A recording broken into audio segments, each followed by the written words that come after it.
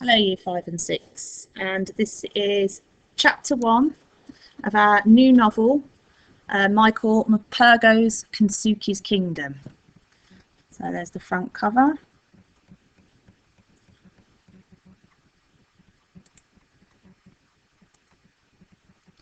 Okay, and if you completed your guided reading session this morning, you will have seen that map.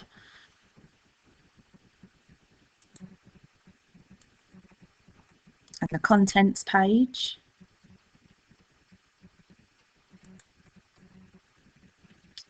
And that picture at the beginning of the book. So, Chapter 1, Peggy Sue.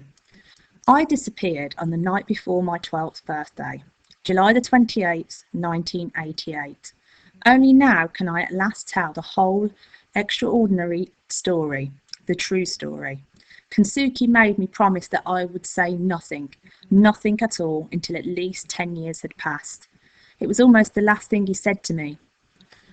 I promised, and because of that, I have had to live out a lie. I could let sleeping lies sleep on, but more than 10 years have passed now.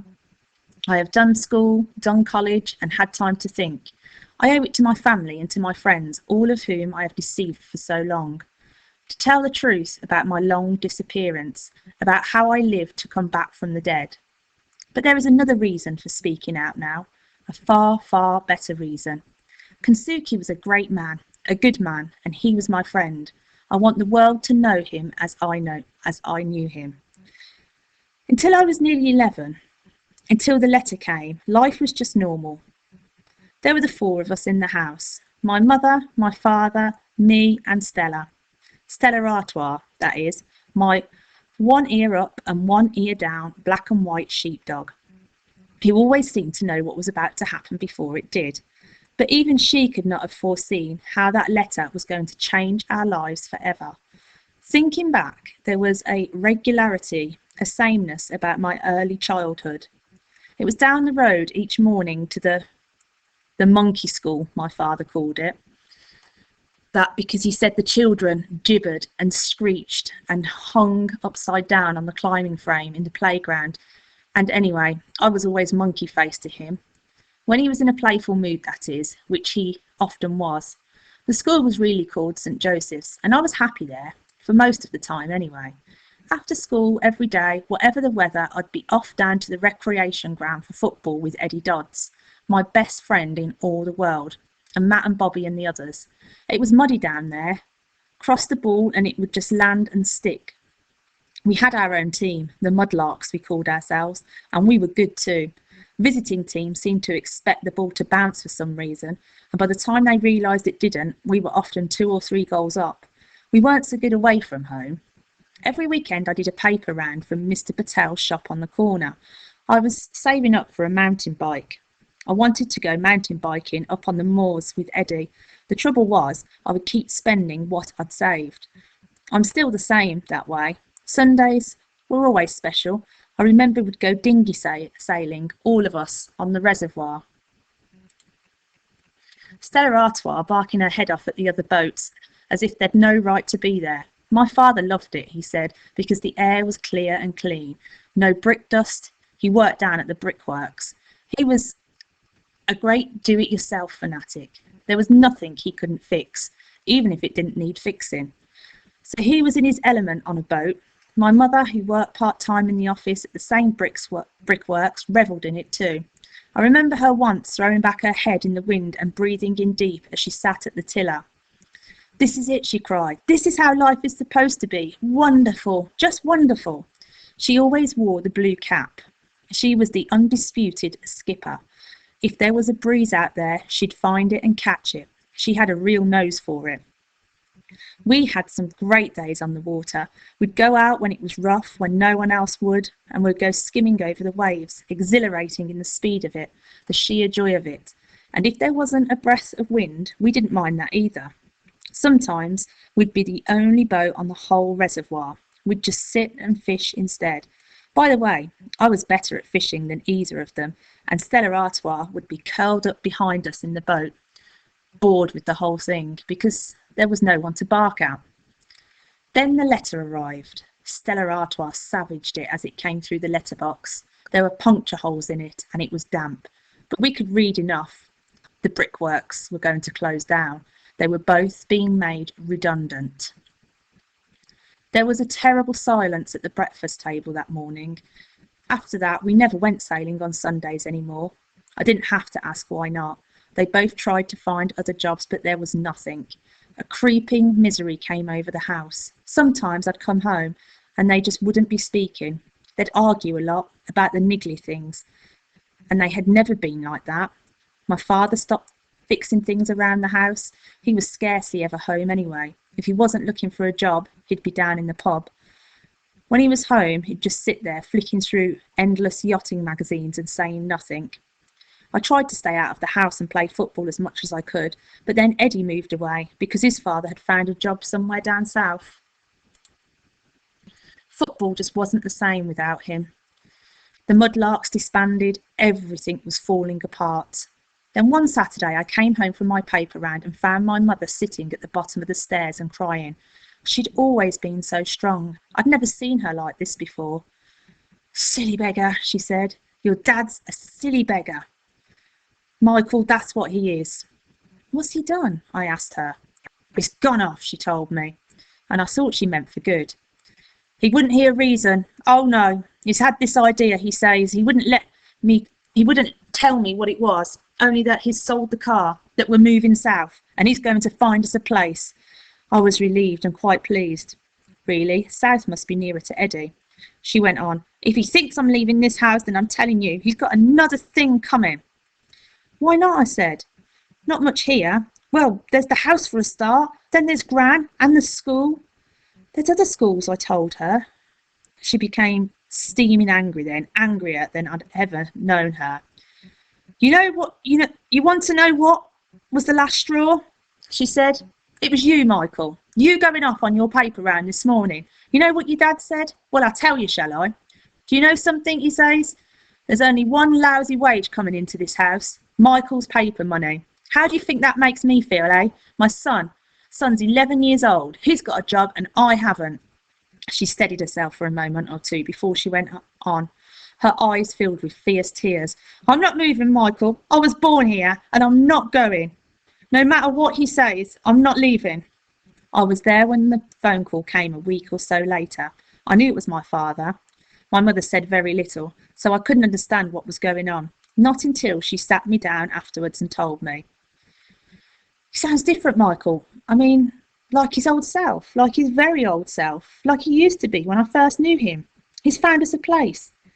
Just pack your stuff and come," he says. "Fareham, somewhere near Southampton.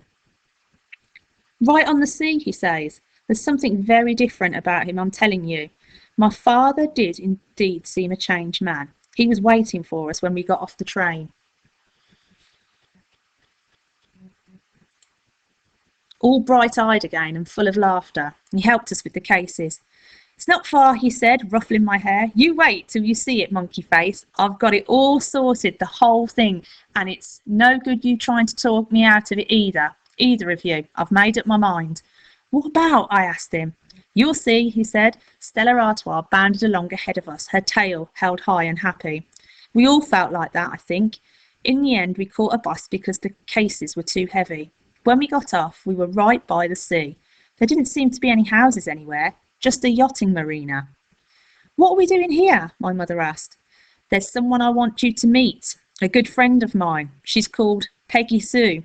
She's looking forward to meeting you. I've told her all about you." My mother frowned at me in puzzlement. I wasn't any the wiser either. All I knew for certain was that he was being deliberately mysterious. We struggled on with our suitcases, the gulls crying overhead, the yacht masts clapping around us, and Stella yapping at all of it, until at last he stopped right by a gangplank that led up to a gleaming dark blue yacht. He put the cases down and turned to face us. He was grinning from ear to ear. "Here she is," he said. "Let me introduce you. This is the Peggy Sue, our new home." Well, considering everything, my mother took it pretty well. She didn't shout at him. She just went very quiet. And she stayed quiet all through his explanation down in the galley over a cup of tea. It wasn't a spur of the moment thing, you know. I've been thinking about it a long time, all those years working in the factory. All right, maybe I was just dreaming about it in those days. Funny when you think about it. If I hadn't lost my job, I'd never have dared do it. Not in a million years. He knew he wasn't making much sense. All right then, here's what I thought. What is it that we all love doing most? Sailing, right? Wouldn't it be wonderful, I thought, if we could just take off and sail around the world? There's people who've done it. Blue water sailing, they call it. I've read about it in magazines.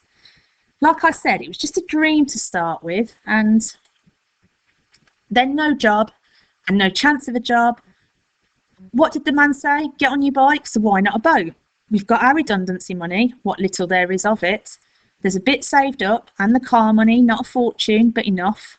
What to do with it? I could put it all in the bank like the others did. But what for? Just to watch it drivel away till there was nothing left?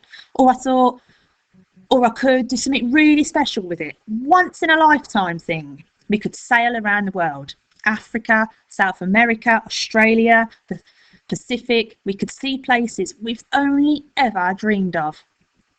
We sat there, completely dumbstruck. Oh, I know what you're thinking, he went on. You're thinking, all we've ever done is reservoir sailing, dinghy sailing. You're thinking, he's gone crazy, loopy in the head. You're thinking, it's dangerous. You're thinking, we'll be flat broke. But I thought it all out. I even thought of your gran. There's a thing. We won't be gone forever, will we? She'll be here when we get back, won't she? She's perfectly healthy. We've got the money. I've done my sums. We're going to do 6 months training. We'll be away a year.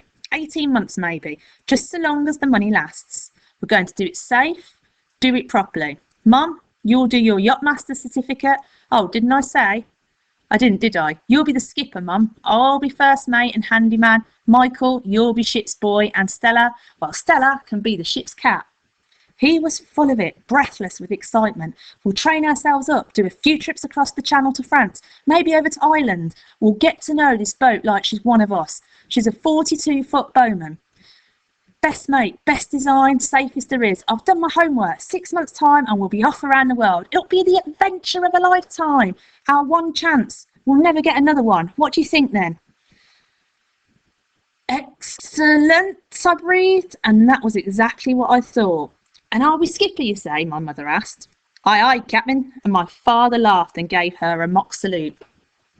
What about Michael's school, she went on. I thought of that too. I asked in the local school down here. It's all arranged. We'll take all the books he'll need. I'll teach him, you'll teach him, he'll teach himself. I tell you something for nothing, he'll learn more in a couple of years at sea than he ever would in that monkey school of his. Promise. She took a sip of tea and then nodded slowly. All right, she said, and I saw she was smiling. Why not?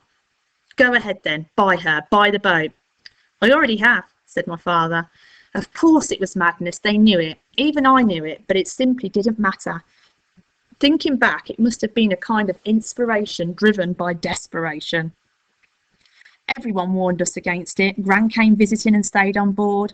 It was all quite ridiculous, she said. Reckless, irresponsible. She was full of doom and gloom. Icebergs, hurricanes, pirates, whales, supertankers, freak waves. She heaped up horror upon horror, thinking to frighten me, and so frighten off my mother and father. She succeeded in terrifying me all right, but I never showed it. What she didn't understand was that we three were already bound together now by a common lunacy. We were going, and nothing and no one could stop us. We were doing what people do in fairy tales. We were going off to seek adventure. To begin with, it all happened much as my father had planned it, except the training took a lot longer. We soon learned that handling a 42-foot yacht was not just dinghy sailing in a bigger boat. We were tutored by a whiskered old mariner from the yacht club, Bill Parker. Barnacle Bill, we called him, but not to his face, of course. He had been twice round Cape Horn and done 2 single-handed Atlantic crossings, and he'd been across the Channel more times than you've had hot dinners, my lad. To tell the truth, we none of us liked him much. He was a hard taskmaster. He treated me and Stella, our 12, with equal disdain. To him, all animals and children were just a nuisance, and on board ship, nothing but a liability. So I kept out of his way as much as I could, and so did Stella Artois. To be fair to him, Barnacle Bill did know his business. By the time he had finished with us and my mother was given her certificate, we felt we could sail the Peggy Sue anywhere. He had inculcated in us a healthy respect for the sea. But at the same time, we were confident we could handle just about anything the sea could hurl at us. Mind you, there were times I was scared rigid.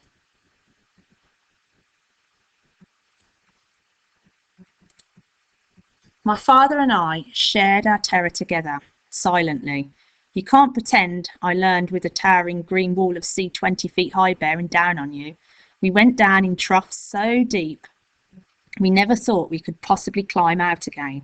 But we did, and the more we rode our terror, rode the waves, the more we felt sure of ourselves and of the boat around us. My mother, though, never showed even the faintest tremor of fear. It was her and the Peggy Sue between them that saw us through our worst moments.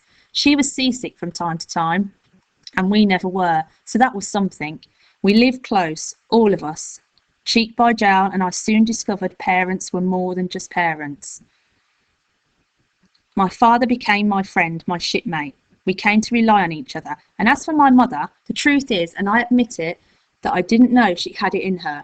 I always known she was gritty, that she'd always keep on at a thing until she'd done it.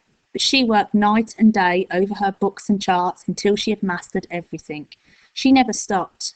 True, she could be a bit of a tyrant if we didn't keep the boat ship-shape, but neither my father nor I minded that much, though we pretended to. She was the skipper. She was going to take us round the world and back again. We had absolute confidence in her.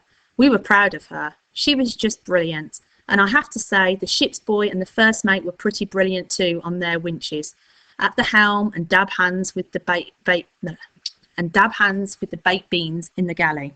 We were a great team. So on September the 10th, 1987, I know the date because I have the ship's log in front of me as I write. With every nook and cranny loaded with stores and provisions, we were at last ready to set sail on our grand adventure, our great odyssey. Gran was there to wave us off, tearfully. In the end, she wanted to come with us to visit Australia. She'd always wanted to see koalas in the wild. There were lots of our friends there too, including Barnacle Bill. Eddie Dodds came along with his father. He threw me a football as we cast off. "Lucky mascot," he shouted. When I looked down at it later, I saw he'd signed his name all over it like a World Cup star. Stella Artois barked her farewells at them and at every boat we passed in the Solent. But as we were sailing out past the Isle of Wight, she fell strangely quiet. Maybe she sensed, as we did, that there was no turning back now. This was not a dream. We were off round the world. It was real, really real.